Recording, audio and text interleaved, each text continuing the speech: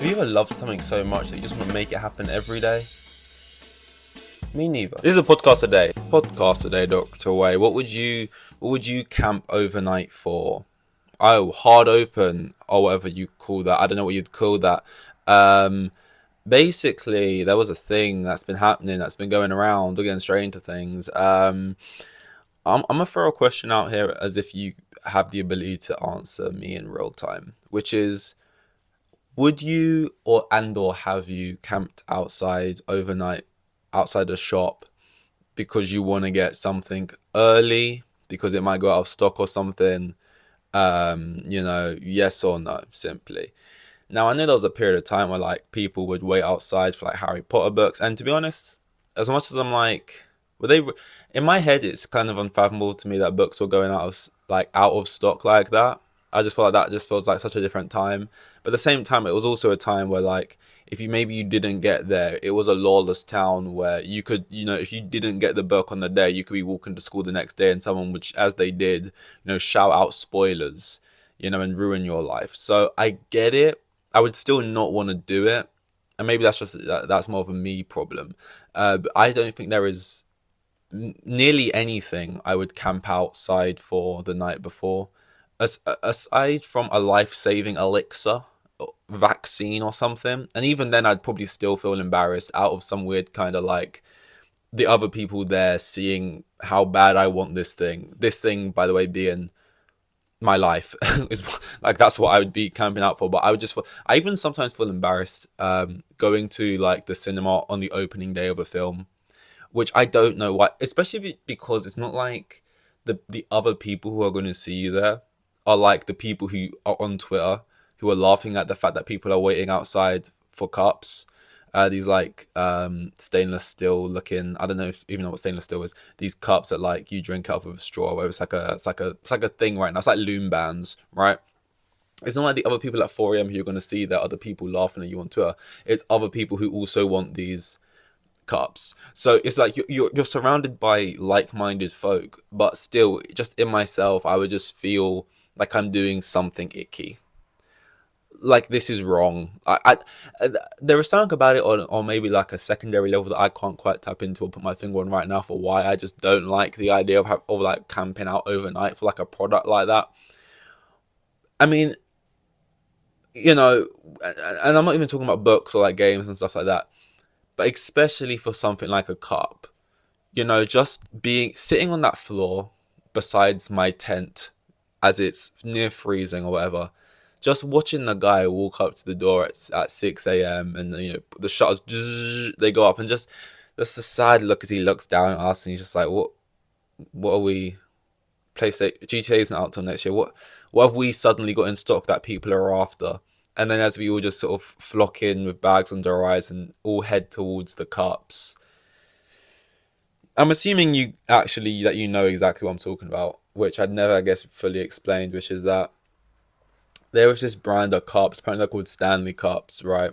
And I've seen it before, like it seems to be like a TikTok thing. People, it's like a look. People just enjoy. Whenever I watch like reviews, sometimes for movies or like stuff, sometimes they'll be sitting there and in between like them speaking every 10 seconds, they're taking a sip out of like this what looks to be Starbucks kind of cup, just drinking their coffee because without it, don't talk to them. So they're just sipping their whatever coffee out of this cup, and it's usually like I hate the sound actually. I can think of it so vividly as they're like reviewing, um, fucking the holdovers or some shit, or like Barbie or whatever. They're giving their scathing review. Just the sound of like the straw like rattling around the bottom as they try and get every last morsel. Anyway, this is a tangent now about just I guess accidental ASMR, but it's these cups, right? And I'm assuming on top of them just being like a FOMO product kind of thing, they're also probably pretty good at retaining temperature. I'm assuming these are cups that retain some decent temperature, which probably not even the best in the market, which would which would annoy me as like a rival cup manufacturer if I had been in the game for years. And I know, don't get bitter, get better, right? But like if for whatever reason cups are in now, and for some reason you were way ahead of the curve, in this cup game, But yeah, you know, your particular cups weren't the ones to take off, even though they're technically better. Because I don't know if like Stanley the brand did anything particular with their marketing that made these be the ones that like everyone wants or whatever. Because people will rush in to these shops, the like Target or whatever, right? In at 5 in the morning, and there'll be other cups of the exact that do the exact same thing that look very similar. So I don't know what Stanley did. Stanley, in my mind, I'm trying to think about this as a brand. Are they not like the names that are like written on rulers and like protractors? It's not like they're like this new fashionable brand. So I don't know. I guess to me this just seems like a luck type thing. Um, Also, I think Stanley Cup is like the name of like an actual trophy and like a sports trophy. And even if I was a fan of whatever sport that trophy is an actual trophy in, I still wouldn't probably wake up at 4 a.m. and camp outside the building for the actual official Stanley Cup trophy, let alone something for my beverage. And also I don't even know if those particular cups are the ones that keep things hot. I got one recently because I'm a fan of drinking some hot chocolate, but the issue always is I'll leave it on the side. I'm a procrastinator when it comes to drinking. It's like I really want it, but at the same time, it's like I will put it off for a long time, like going to sip, and I don't know why. So I like to be able to go there and be like, oh my god, I had that thing, I put it down 40 minutes ago, and it's piping hot. That being said, I actually don't like my drinks piping hot. I like them, I like my drinks how I like my Nando's chicken. Lemon and herb. No, that you know what I mean. Basically flavorless. Like I was at Nando's the other day and I was very heavily debating. Do I drop down even further? I was the first time I was in Nando's in years, and I was like, I feel like the last time I was in Nando's, they didn't have anything below lemon and herb, and then I can't remember what it's called. It's called just like not sauceless, although that's basically what they're saying. They're saying you're sauceless, and even next to it says a little line like, "It don't get much basic than this" or something. Like it washes you down or whatever. It walks you down. I feel like I've been mine. I don't know the lingo. Like it tears you apart before you buy it, and I was like, I can't. It's laughing at me as I read it. I'm not a spice person. I don't like spice stuff. And same with hot food. It's like it's like that with everything actually. I don't like spicy stuff. Get that right down. When I have a shower, firstly I'm more of a bath person, which I think is already kind of maybe a little bit weird. But when I have a shower, I don't like it blisteringly. Like I want it warm. Not hot. I don't want my skin to feel hot. And, I don't like things in those upper echelons. Whether it's on me with water, whether it's being tasted in food and spice or drank. Because same with hot chocolate. I want it to be hot, warm, not boiling. Not the amount of times I'll leave the thing on the side for 2 hours. In my mind, there's a higher chance that this hot chocolate has expired before before that it could still be hot. That seems more likely to me. And I'll drink it going in maybe a little bit too eagerly, and I've got third degree burns or whatever. I'm like on my mouth for like hours after. Why am I talking about this? Oh yeah, they just work a little bit too well. These cups types thing. It's like I'll leave it in there, and now it becomes the issue where it's like I'm trying to figure out how to cool it down quicker. You kind of want to get it at the optimal temperature before you pour it in, because then it'll just stay. And I don't know why I'm doing this. Basically, people are camping outside for Stanley Cups, and it's like it's mildly weird, but I guess they're not hurting anyone apart from each other as they scramble over each other's bodies and lifeless corpses to get these cups to drink. I don't know if they buy Starbucks and they pour their Starbucks into the cup. If it's just to drink water out of. I don't know. I don't know how much they are either, but go for it. I just don't think I could camp out for something. Even if I just couldn't do it. I just feel like surely you can just order it. I feel like if I went online right now and Googled it, I would probably be able to order one and it'd be here within the next 2 to 3 working days. So I just don't understand it. Like, it feels like you're just trying to cling on to something that's no longer a thing. Like, I feel like back in the day, maybe you had to actually camp outside for things if you wanted them early or they were going to out of stock. But now that feels very rare. it just feels like you're more doing it as like a showpiece. It's like an art performance. I don't fully believe that that is real. I don't believe it. Anything can just be ordered. I mean, I think the PlayStation 5 and stuff technically did go out of stock. And I do actually, now saying that, in like certain senses, I would find it wholesome if it's like you're buying it as a gift or something. It's like your kid's birthday and they wanted it and you're like going above and beyond. It's like, oh wow, parent goals or whatever.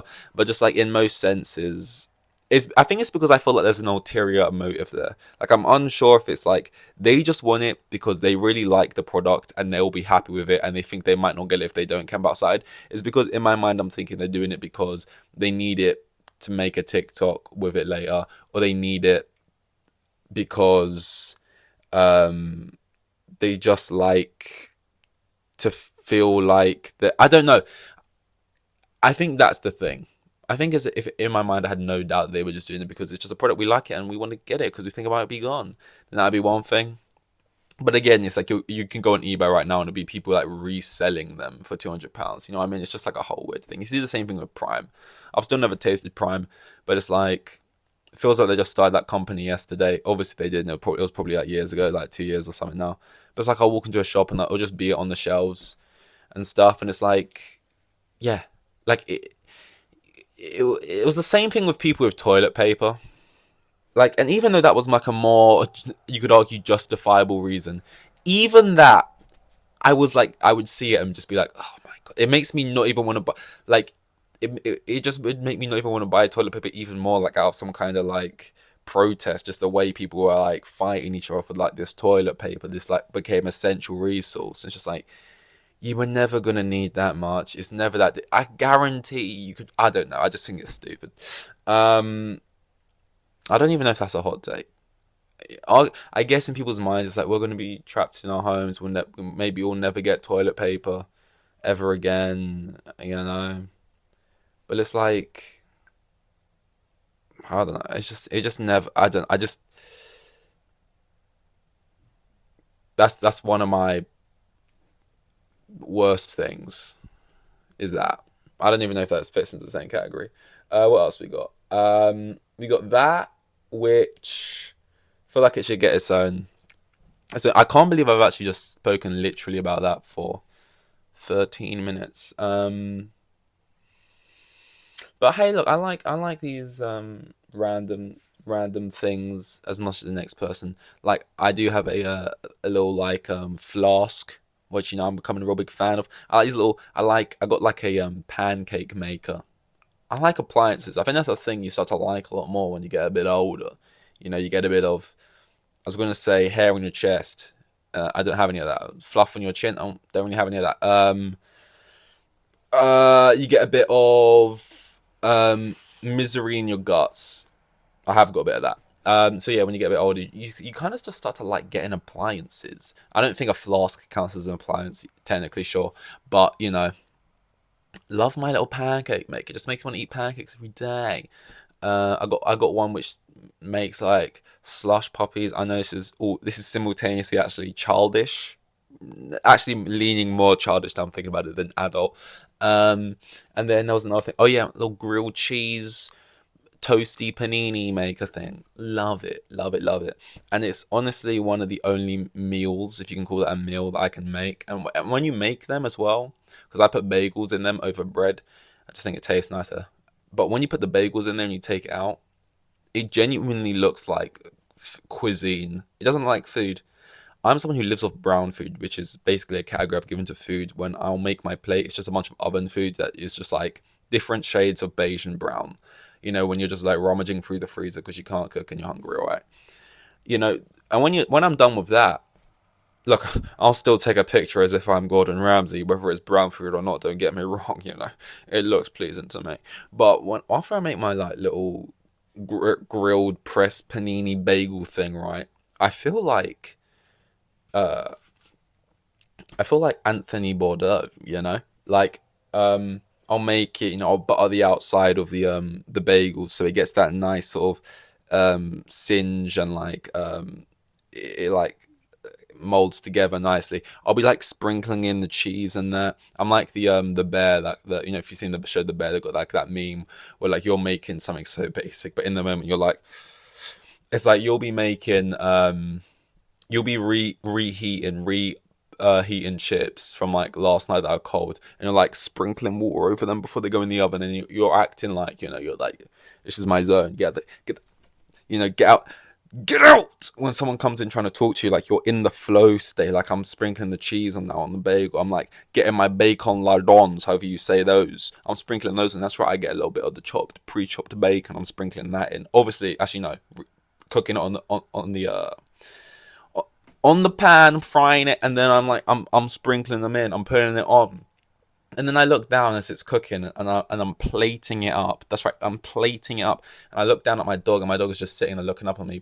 And honestly, there is either nothing going on in its brain, or it's just thinking, I'm waiting for this to be done so you can give me some. I know that's what it's thinking. But I like to think, because like if you think of an animal, they simply catch food and eat it as it is. Like, do they have a greater appreciation for food that is prepared or like seasoned? Nothing I just mentioned is seasons, I understand.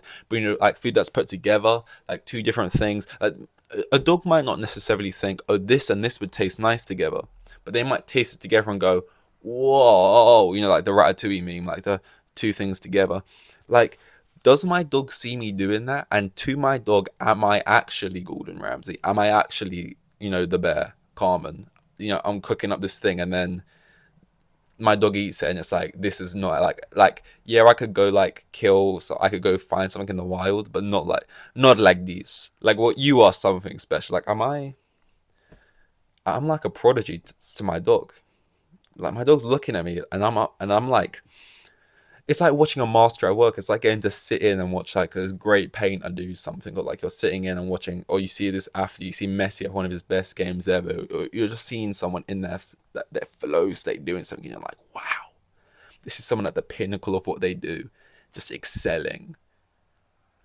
Me, with with bacon, with the bacon panini, that's me, and that's what my dog's thinking about me, and it's not true. It's all a facade. It's all relative, because from me to the dog, but it still feels good.